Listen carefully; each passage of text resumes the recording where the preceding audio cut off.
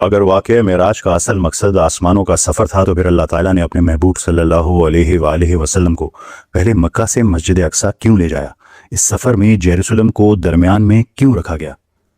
کیا آپ نے کبھی اس کائنات کے سب سے عظیم سفر کے بارے میں حقیقت میں رک کر سوچا ہے؟ نبی کریم صلی اللہ علیہ وآلہ وسلم کو آسمانوں کی طرف لے جانے سے پہلے فلسطین تک کا سفر کیوں کرنا پڑا؟ آپ صلی اللہ علیہ وآلہ وسلم سیدھا مکہ سے ہی آسمان کی طرف کیوں تشریف نہیں لے گئے؟ وہ تمام انبیاء کرام علیہ السلام جو صدیوں پہلے اس دنیا سے رخصت ہو چکے تھے، وہ وہاں کیسے موجود تھے؟ اس کائناتی سفر میں اسے معراج ہی کیوں کہتے ہیں؟ اور آپ صلی اللہ علیہ وآلہ وسلم کی سواری کا نام خاص طور پر براق کیوں رکھا گیا تھا؟ ان لوگوں کے لیے جو خود کو جدید سائنس کا ماسٹر سمجھتے ہیں، جن کا ماننا ہے کہ یہ کائنات صرف وہیں تک محدود ہے جہاں تک کوئی سائنٹیفک ٹیلیسکوپ دیکھ سکتی ہے، میرا ان سے سوال ہے کہ آپ واقعی یہ مانتے ہیں کہ یہ کائنات صرف وہی مادی دنیا ہے جسے ہم دیکھتے ہیں؟ اس ڈائمنشن، اس فزیکل ورلڈ کے اوپر 7 آسمان ہیں، جو اسٹیفن ہاکنگ خود بیان کرتا ہے کہ بلیک ہولز دوسری یونیورسز کے راستے ہو سکتے ہیں، اور ان سب کے پار حد ہے سدرۃ المنتہا کی۔ یہ کوئی میٹافر نہیں ہے، یہ کوئی کہانی نہیں ہے، یہ ایک مجسم اور حیرت انگیز حد تک خوبصورت حقیقت ہے۔ اور آسمانوں کی سائنس کو سمجھنے کے لیے ہمیں سب سے پہلے زمین پر ٹوٹنے والے ایک انسانی دل کی کیفیت کو سمجھنا ہوگا۔ یہ سال عام الحزن یعنی غم کے طور پر جانا جاتا ہے۔ نبی کریم صلی اللہ علیہ وآلہ وسلم کی 2 سب سے مضبوط ڈھالیں رخصت ہو چکی تھی، سیدہ خدیجہ رضی اللہ تعالیٰ عنہ اور آپ صلی اللہ علیہ وآلہ وسلم کے چچا حضرت ابو طالب، دونوں وفات پا چکے تھے۔ لیکن اس دنیاوی دکھ اور دل کے ٹوٹنے کا نقطہ عروج طائف کا واقعہ تھا، ایک جائے پناہ کی تلاش میں، صرف ایک ایسے شہر، ایک ایسے قبیلے کی تلاش میں جو ان کی بات سن لے۔ نبی کریم صلی اللہ علیہ وآلہ وسلم نے طائف کا 50 میل سے زیادہ کا سخت اور بے رحم سفر، صحرائی سفر پیدل طے کیا، لیکن استقبال کی بجائے انہیں بدترین رد عمل کا سامنا کرنا پڑا۔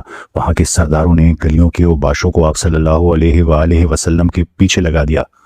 وہ راستوں کے دونوں طرف کھڑے ہو گئے اور میلوں تک آپ صلی اللہ علیہ وآلہ وسلم پر پتھراؤ کرتے رہے۔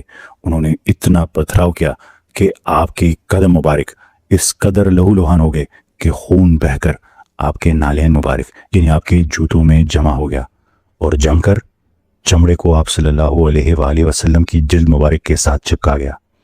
بالآخر آپ صلی اللہ علیہ وآلہ وسلم ایک ویران باغ میں ایک درخت کے معمولی سائے تلے آرام کرنے لگے، مکمل طور پر تھکے ہوئے، جسمانی طور پر نڈھال۔ تنہائی کے اس عالم میں آپ نے اپنے ہاتھ اٹھائے اور ایک ایسی دعا کی جو کسی بھی انسان کا دل چیر دے۔ آپ صلی اللہ علیہ وآلہ وسلم نے صرف اپنی کمزوری اور بے بسی کی شکایت اللہ سے کی، لیکن ان لوگوں کو کبھی بد دعا نہیں دی جنہوں نے آپ صلی اللہ علیہ وآلہ وسلم کو اتنی اذیت دی تھی۔ اس درجے کے اخلاق دنیا کی نظر میں وہ مٹی میں بیٹھے ایک تنہا انسان لگ رہے تھے۔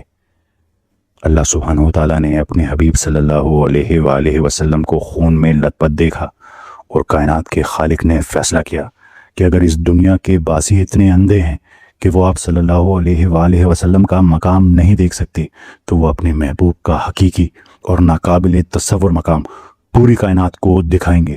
اللہ تعالیٰ نے کائناتی تاج پوشی کا فیصلہ کیا۔ وہ فرشتوں، نبیوں اور زمان و مکان، سپیس ٹائم کے ریشے ریشے کو دکھانا چاہتے تھے کہ حضرت محمد صلی اللہ علیہ وآلہ وسلم در حقیقت کون ہے، آسمانوں میں ان کا کیا مقام ہے۔ اور پھر ایک خاموش رات جب مکہ کا وہ شہر جو آپ صلی اللہ علیہ وآلہ وسلم پر ظلم کر رہا تھا گہری نیند سو رہا تھا، حضرت جبرائیل علیہ السلام نازل ہوئے۔ کوئی پیشگی اطلاع نہیں، کوئی سوال و جواب نہیں، بس ایک گہرا کائنات کو ہلا دینے والا پیغام۔ وقت کے خالق نے اس انسان کو بلایا ہے جو وقت کی قید میں ہے۔ آپ صلی اللہ علیہ وآلہ وسلم گھر سے باہر تشریف لائے اور آپ کو آپ کی سواری سے متعارف کرایا گیا، جسے براق کہا جاتا ہے۔ کیا آپ نے کبھی سوچا ہے کہ سفر اسرا کے دوران اس سواری کو براق کیوں کہا گیا؟ آئیے یہاں کچھ غور و فکر کرتے ہیں۔ اس لفظ براق کا روٹ ورڈ مادہ جو ہے وہ برق سے نکلا ہے، جس کا مطلب ہے روشنی، لائٹننگ یا بجلی۔ جدید فزکس ہمیں بتاتی ہے کہ کائنات میں سب سے تیز رفتار چیز روشنی ہے۔ جب آپ روشنی کی رفتار سے سفر کرتے ہیں تو وقت بنیادی طور پر تھم جاتا ہے۔ بگ بینگ کے بالکل اسی لمحے पैदा होने वाले एक फोटोन यानी रोशनी के ज़र्रे को तस्वुर करें। हमारे जाविये से, हमारी परसेप्शन से, हमारी निगाह से वो 13.8 बिलियन सालों से खला में सफ़र कर रहा है, लेकिन उस फोटोन के जाविये से, उसकी निगाह से इस पर अभी तक ज़ीरो वक्त गुजरा है, कोई वक्त गुजरा नहीं। रोशनी के लिए फासला, वक्त दोनों ख़त्म हो जाते हैं, बिल्कुल जैसे बुराक के लिए हुआ। हदीस शरीफ में आता है कि बुराक इतना अपना कदम वहाँ रखता था जहाँ तक उसकी नज़र की आखिरी हद होती थी। ये कोई आम सवारी नहीं थी, ये स्पेस कंप्रेशन की एक सवारी थी जो स्पेस को कंप्रेस कर लेती है। जैसे आइंस्टाइन ने कहा कि स्पेस टाइम एक फैब्रिक है जिसे फोल्ड कर दिया जाता है। अल्लाह ताला ने नबी करीम सल्लल्लाहु अलैहि वसल्लम को सिर्फ एक तेज़ रफ्तार सवारी नहीं दी थी, बल्कि उन्होंने फासले के वजूद को ही सिमेट कर रख दिया था। लेकिन वाक़या मेराज के दौरान बुराक सीधा आसमान की तरफ नहीं गया, वो पहले हॉरिजेंटल गया, यानी ज़मीन के ऊपर ही। ज़मीन का सफ़र तय करते हुए वो जेरूसलम मस्जिद अक्सा के इहाते तक पहुंचा। लेकिन मक्का से सीधा आसमान पर क्यों नहीं, मस्जिद अक्सा से क्यों? ये वो मकाम है जहां हमें रुकना होगा, अपने रिवायती ख्यालात को एक तरफ रखना होगा और कुछ गहरा गौर फिक्र करना होगा। मक्का रुए ज़मीन का मुक़द्दस तरीन मकाम है। काबा हमारी रोज़मर्रा इबादत का मरकज़ है, तो फिर अल्लाह ताला ने नबी करीम सल्लल्लाहु अलैहि वसल्लम को मेराज का सफ़र शुरू करने से पहले 1200 किलोमीटर दूर फ़लस्तीन जाने का हुक्म क्यों दिया? आसमान सीधा आप सल्लल्लाहु अलैहि वसल्लम के घर के ऊपर से क्यों नहीं खोल दिया गया? वहीं से आप क्यों नहीं गए? अगरचे कुरान हदीस ने इसके जो फिज़िकल मैकेनिज़्म है उसको गैब के पर्दे में रखा है, लेकिन इन इम्कानात की खोज लगाना, इस पर गौर व फिक्र करना इंसानी अकल का तकाजा है। ये सवाल आपके जहन में भी आया होगा, पर क्या हो अगर मस्जिद अक्सा सिर्फ एक फ़िज़िकल जगह ना हो, बल्कि एक इंतहाई ज़रूरी कायनाती दरवाज़ा, एक कॉस्मिक डोरवे हो? आइए जदीद एस्ट्रोफिज़िक्स को देखते हैं। 1935 में एल्बर्ट आइंस्टाइन और एक और मशहूर फिजिसिस्ट नेथन रोजन ने एक तहलका खेज रिसर्च पेपर शाया किया। जनरल रिलेटिविटी की मैथमेटिक्स का इस्तेमाल करते हुए उन्होंने साबित किया कि ज़मान और मकान यानी स्पेस टाइम की चादर सीधी नहीं है, इसे मोड़ा जा सकता है, इसे फोल्ड किया जा सकता है, जैसे आप चादर को फोल्ड करते हैं। उन्होंने ऐसे ब्रिजेस के वजूद का नज़रिया पेश किया जो ज़मान और मकान में दो बिल्कुल मुख्तलिफ और इंतहाई दूर दराज मकामात को आपस में जोड़ सकते हों। आज साइंस इसे आइंस्टाइन रोजन ब्रिज या वर्म होल कहती है। एक कागज़ के टुकड़े का तस्वुर करें, अगर आप एक मकाम से दूसरे सिरे तक जाना चाहते हैं तो आपको पूरी सतह पर सफ़र करना होगा, लेकिन अगर आप इस कागज़ को आधा मोड़ दें, ऐसे मोड़ दें, तो आपको यहाँ से यहाँ जाना था, अब क्या हुआ, वो जगह एक दूसरे के साथ मिल गई, अब आपको ज़ीरो सफ़र करना पड़ेगा, वो जगह फोल्ड हो गई। इसे कहते हैं आइंस्टाइन रोजन ब्रिजेस। एक काबिल सफ़र वर्म होल को खुला रखने के लिए बेइंतहा कायनाती तवानाई की ज़रूरत होती है, शायद एक ऐसी तवानाई जो हमारी मयारी फिज़िक्स से बाहर मौजूद है। अब ज़रा कदीम तारीख को भी देखिए, उस पर भी नज़र डालें। आइंस्टाइन की इस मैथमेटिक्स थ्योरी ऑफ रिलेटिविटी लिखने से बहुत पहले ऐसा लगता है कि कदीम तहजीबें इन पोर्टल्स, इन वर्म होल्स की हैरान कुन हद तक दुरुस्त समझ रखती थी। दुनिया भर में कदीम तहजीबें ज़मीन पर मौजूद मखसूस जोग्राफियाई नुकात यानी कोऑर्डिनेट्स के बारे में जुनूनी हद तक मुतजस्सिस थी, जहां उनका मानना था कि डायमेंशंस के दरमियान का पर्दा इंतहाई बारीक है, डोरवेज हैं जहां मिलती हैं मुख्तलिफ डायमेंशंस। सुमेरियंस को ले लें जो सबसे पुरानी मालूम तहजीब है, उन्होंने ज़िगुराट्स कहलाने वाले बड़े कदमदार एहराम बनाए। उनमें सबसे मशहूर इथेमन एनकी था, जिनका लफ्जी मतलब है आसमान और ज़मीन की बुनियाद का मंदिर। इनका मानना था कि ये मखसूस कोऑर्डिनेट्स वो फिज़िकल दरवाजे हैं, वो तभी दरवाजे हैं जहाँ से आला मखलूक़ात यानी अदर डायमेंशन बीइंग्स हमारी दुनिया में दाखिल होती हैं या हम दूसरे डायमेंशन में जा सकते हैं।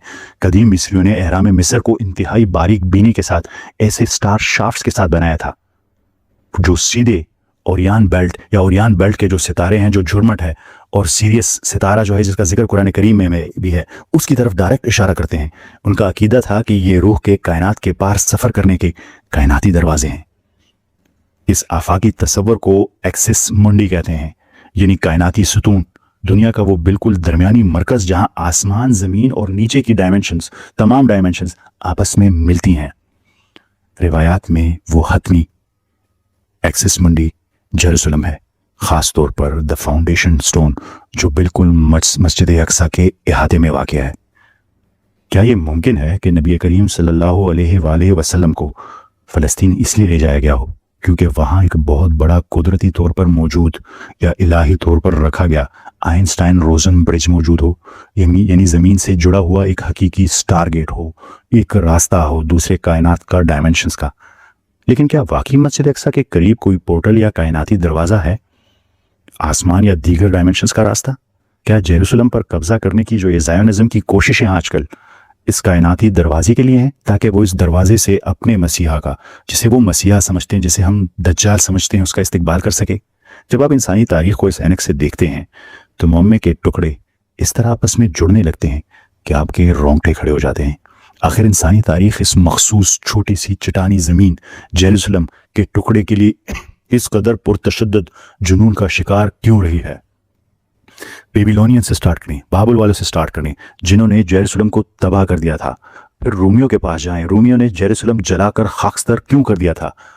پھر خونریز صلیبی جنگیوں کے درمیان نائٹ ٹیمپلرز نے ڈوم آف دی راک کو اپنا ہیڈ کوارٹر کیوں بنایا؟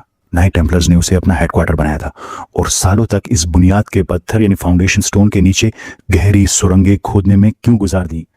وہ اندھیرے میں کس قدیم ٹیکنالوجی کی ڈائمینشنل علم کی اتنی شدت سے تلاش کر رہے تھے؟ وہ کس چیز کو ان سرنگوں میں ڈھونڈ رہے تھے؟ یہ بات ہمیں جدید دور کے جیو پولیٹیکل رازوں تک لے آتی ہے۔ متبادل تاریخ دان اور جیو پولیٹیکل تجزیہ کار اکثر یہ سوال کرتے ہیں، کیا مسجد اقصی کے ارد گرد اور اس کے نیچے کی زمین پر مکمل کنٹرول حاصل کرنے اور کھدائی کرنے کی یہ مسلسل ظالمانہ کوشش جو زائنسٹ کر رہے ہیں واقعی صرف زمین پر قبضے کے لیے ہے، یا یہ کوئی پراسرار پوشیدہ مقصد ہے؟ ایک انتہائی قائل کرنے والا نظریہ موجود ہے کہ یہ جاری کوششیں صرف ایک ریاست کے قیام کے لیے نہیں ہے۔ اسرائیل صرف یہاں ریاست قائم نہیں کرنا چاہتا، وہ حضرت سلیمان علیہ السلام کے قدیم تبرکات، تابوت سکینہ، آرک آف دا کووننٹ جسے کہتے ہیں، اور بالآخر اس ڈائمینشنل گیٹ وے، اس دروازے تک رسائی حاصل کرنے کی تلاش میں ہے۔ وہ اس کائناتی ہائی وے کے زمینی نکات یعنی اس کے کوآرڈینیٹس کو کنٹرول کرنا چاہتے ہیں، یعنی سٹار گیٹ کو، اس انٹری کو کنٹرول کرنا چاہتے ہیں۔ لیکن کیوں؟ ایک سوئے ہوئے کائناتی پورٹل کو کنٹرول کرنے کا حتمی مقصد کیا ہے؟ اتنے ظلم کا مقصد کیا ہے؟ آئیے اس غور و فکر کو ایک اینڈ ٹائمز یعنی آخری زمانے کے دائرے میں ایک قدم اور آگے لے کر چلتے ہیں۔ کیا ہو اگر یہ جنون صرف ماضی کے بارے میں نہیں بلکہ ایک بہت ہی تاریک آنے والے مستقبل کے بارے میں ہو؟ ایک نظریہ یہ ہے کہ جدید دنیا کے یہ خفیہ منصوبے ساز مانتے ہیں کہ ان کا وعدہ کیا گیا مسیحا، جسے ہم دجال، جھوٹا مسیحا کے نام سے جانتے ہیں، وہ محض کوئی ایسا انسان نہیں ہے جو کسی پوشیدہ غار میں انتظار کر رہا ہو۔ کیا ہو اگر وہ ایک ایسی ہستی ہو جو اس وقت کسی مختلف ڈائمنشن میں ہو، ہماری ڈائمنشن میں نہ ہو؟ اور کیا ہو اگر وہ ہماری اس مادی دنیا میں پوری طرح داخل ہونے یا ظاہر ہونے اور حکومت کرنے کے لیے صرف اسی ڈائمنشنل راستے یعنی یروشلم کے قریب سٹار گیٹ کا محتاج ہو، دا فاؤنڈیشن سٹون کے قریب راستے کا محتاج ہو؟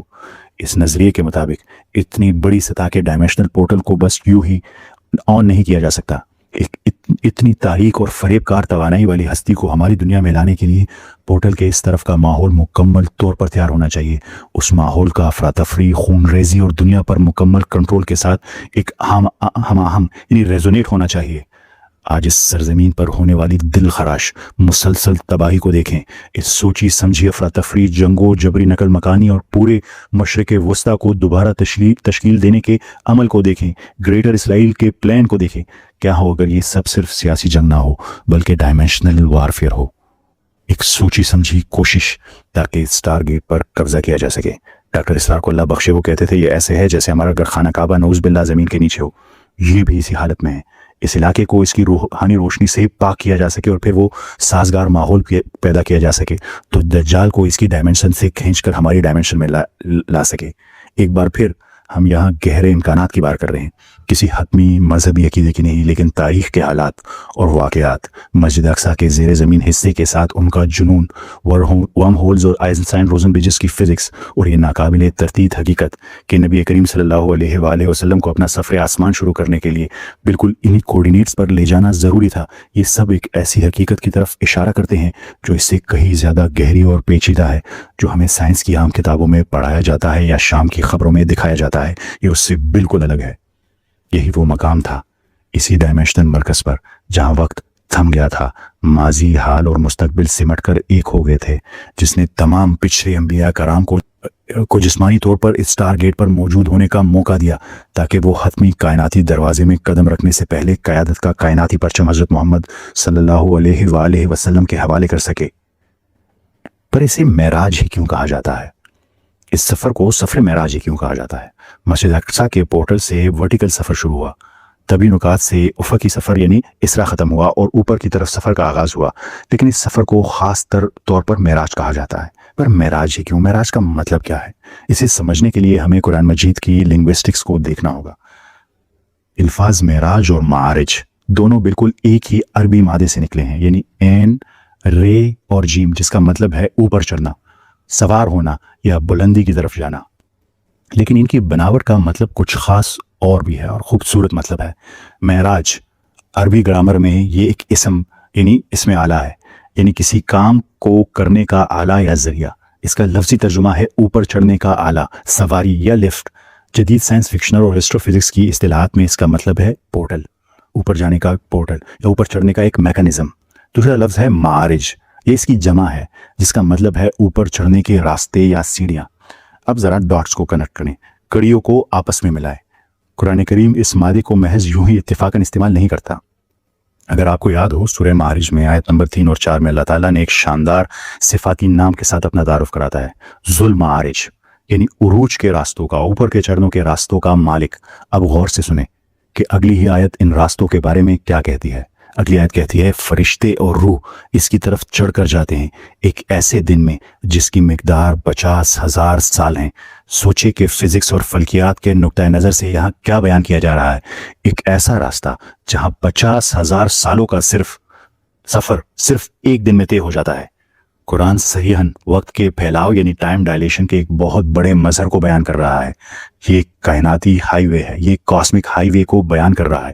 زمان و مکان یعنی اسپیس اینڈ ٹائم کے ریشے میں ایک شارٹ کٹ راستہ، یعنی ایک ورم ہول، ایک آئنسٹائن روزن برج۔ لیکن یہاں ایک ایسا سوال پیدا ہوتا ہے جو جدید سائنسدانوں کو بھی ہوش اڑا دے۔ ذرا ایک لمحے کے لیے رکیں اور سوچیں، کیا اس مخصوص رات کائنات کے تمام پوشیدہ راستے ایک سیدھی لکیر میں آگے تھے؟ کیا یہ معارج، کائناتی ہائی ویز، سال کے کسی خاص دن، کسی مخصوص وقت پر ہی کھلتے ہیں؟ جس طرح ایک مکمل سورج گرہن، سولر ایکلپس کے لیے سورج، چاند اور زمین کا ایک پرفیکٹ جیومیٹریکل لائن میں آنا ضروری ہے، کیا یہ سٹار گیٹ صرف اس وقت ایکٹیو ہوتا ہے، فعال ہوتا ہے، جب ہماری زمین پوری کائنات کے حساب سے ایک خاص ریلیٹیو پوزیشن میں ہو، ایک خاص جگہ پر پہنچی ہو؟ کیا ایسا ممکن ہے کہ اس رات ساتوں آسمانوں کے تمام بلیک ہولز، تمام ورم ہولز اور ڈائمینشنل گیٹ ویز ایک پرفیکٹ کائناتی صف بندی میں، یعنی پرفیکٹ کاسمک الائنمنٹ میں آگے ہوں؟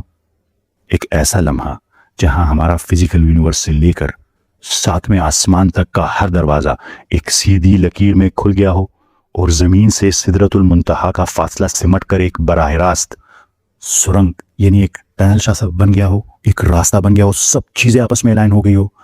یہ کوئی عام رات نہیں تھی، کائناتوں کے اربوں سالوں کے سفر میں یہ وہ واحد لمحہ تھا جب تمام ڈائمنشنز ایک دوسرے کے ساتھ مکمل ہم آہنگی یعنی سنک میں آ گئی تھی۔ کائنات کے تمام راستے سیدھے کر دیے گئے تھے تاکہ وقت اور خلا کو چیرتے ہوئے کائنات کا سب سے عظیم مسافر بغیر کسی رکاوٹ کے اپنے رب کے حضور پہنچ سکے۔ لہٰذا اگر کائنات ان معارج، ان کائناتی ہائی ویز، ان کاسمک ہائی ویز سے بنی ہوئی ہے تو آپ ان میں کیسے داخل ہوں گے؟ آپ کو ایک دروازے کی ضرورت ہے، آپ کو ایک معارج کی ضرورت ہے، اور یہ اس بات کا حتمی جواب ہے کہ نبی کریم صلی اللہ علیہ وآلہ وسلم براہ راست مکہ میں اپنے بستر مبارک سے کیوں آسمان پر نہیں چلے گئے؟ آپ کسی بھی جگہ سے کائناتی ہائی وے، کاسمک ہائی وے میں داخل نہیں ہو سکتے۔ آپ کو اس کی انٹری پوائنٹ، خاص کوآرڈینیٹس داخلے کے مقام پر جانا پڑتا ہے۔ کیا ہو اگر مسجد اقصی کے مخصوص نکات یعنی کوآرڈینیٹس ان معارج میں سے کسی ایک کا زمینی دروازہ ہو؟ کیا ہو اگر فلسطین اس ٹارگیٹ یعنی معارج کے مقام کا اصل جیوگرافک لوکیشن ہو، ڈیسٹینیشن ہو؟ اگر یہ امکان سچ ہے تو اچانک یہ پورا واقعہ سمجھ میں آنے لگتا ہے۔ براق کو سب سے پہلے خلا کے افقی طور پر سمیٹنا پڑا تاکہ نبی کریم صلی اللہ علیہ وآلہ وسلم کو مکہ سے یروشلم میں پورٹل کے عین نکات کوآرڈینیٹ تک پہنچایا جا سکے۔ ایک بار جب آپ صلی اللہ علیہ وآلہ وسلم ان معارج کے مرکز پر کھڑے ہو گئے تو پھر وہ عظیم ورٹیکل سفر شروع ہو سکتا تھا، یعنی واقعہ معراج۔ آپ صلی اللہ علیہ وآلہ وسلم معراج چڑھنے کے آلے یا پورٹل پر قدم رکھتے ہیں، معارج کائناتی ہائی ویز میں داخل ہوتے ہیں اور ہماری فزیکل کائنات کی حدود کو پار کر جاتے ہیں۔ ان رفتاروں پر سفر کرتے ہوئے جہاں وقت کی قید ختم ہو جاتی ہے، آپ صلی اللہ علیہ وآلہ وسلم ساتوں آسمانوں سے گزرے اور ان عظیم انبیاء سے ملاقات کی جو اس ناقابل یقین کائناتی انفراسٹرکچر کے ساتھ مختلف ڈائمنشنز درجات پر تعینات تھے۔ پہلا، دوسرا، تیسرا، چوتھا، پانچواں، چھٹا، ساتواں، اور پھر آپ صلی اللہ علیہ وآلہ وسلم وہاں پہنچے تخلیق کی آخری حد پر، سدرۃ المنتہا، یہاں تک کہ حضرت جبرائیل علیہ السلام کو بھی یہاں رکنا پڑا۔ یہ وہ حد ہے جہاں مادہ، توانائی اور وقت کی فزکس کی مکمل طور پر ختم ہو جاتی ہے۔ جب اللہ کا نور اس درخت پر پڑا تو اس کے رنگ ایسی روشنیوں میں بدل گئے جو ہماری کائنات میں سرے سے موجود ہی نہیں ہے۔ آپ کو یہ پتا ہوگا کہ انسانی آنکھیں پورے الیکٹرومیگنیٹک اسپیکٹرم کی صرف 0.003% حصہ دیکھ سکتے ہیں، 99.00% ہم دیکھ ہی نہیں سکتے۔ ہمیں سدرۃ المنتہا کے رنگ انہی اسپیکٹرمز میں موجود ہیں جنہیں کوئی کیمرہ اور کوئی ٹیلیسکوپ کبھی قید ہی نہیں کر سکتی، نہ ہماری آنکھ، کیونکہ وہ وہاں موجود ہیں جہاں مادی دنیا کی کوئی حیثیت اور رسائی نہیں ہے۔ اسرا اور معراج کا یہ سفر صرف ایک انسان کو عزت بخشنا نہیں تھا، یہ اللہ تعالیٰ کی طاقت کا حتمی مظاہرہ تھا۔ یہ اللہ تعالیٰ کا یہ ثابت کرنا تھا کہ جس سے وہ محبت کرتا ہے اس کے لیے وہ وقت کو موڑ دے گا، فاصلوں کو سمیٹ دے گا، فزکس کے قوانین کو توڑ دے گا اور کائنات کے پوشیدہ دروازے کھول دے گا۔ یہ تھی غور و فکر کی اسپیشل ایڈیشن قسط رمضان کے لیے۔ آپ کے اگر کوئی سوالات ہوں، کوئی کمنٹس ہو تو ہم سے کمنٹس میں ضرور شیئر کیجیے گا، اور اس ویڈیو کو شیئر کرنا مت بھولیے گا۔ آپ سب کا بہت شکریہ۔ اللہ حافظ۔